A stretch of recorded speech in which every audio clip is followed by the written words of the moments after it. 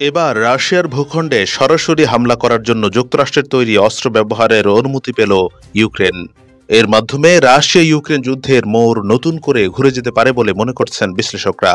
কারণ সরাসরি রুশ ভূখণ্ডে হামলা হলে পুতিনও বসে থাকবেন না, তিনি হয়তো আরও কঠিন কোনো সিদ্ধান্ত নিয়ে বসবেন।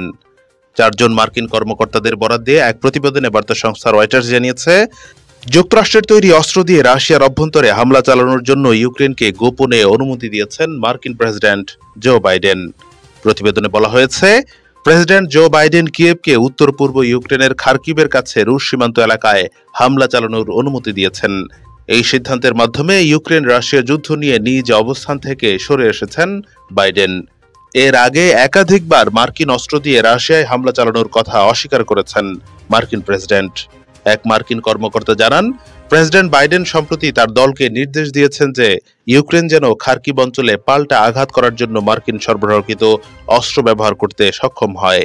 তবে ওয়াশিংটনে রুশ দূতাবাস, জাতিসংঘের রুশ মিশনের পক্ষ থেকে এ বিষয়ে তাৎক্ষণিক কোনো মন্তব্য পাওয়া যায়নি।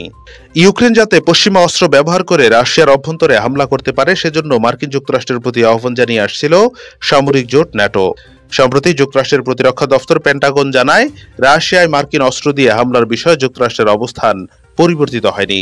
আর এর মধ্যেই বাইডেনের এই অনুমতি দেওয়ার খবর সামনে এলো।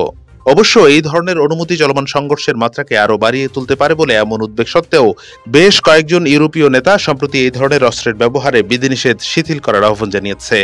কিন্তু ওয়াশিংটন সংঘাত আরও জোরালো হওয়ার ভয়ে এই ধরনের বিধিনিষেধগুলো শিথিল করতে এতদিন বাধা দিয়েছিল।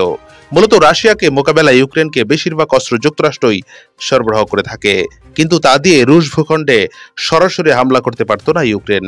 এবার হয়তো সেই সাহসই দেখাবে জেলেনস্কির ইউক্রেন।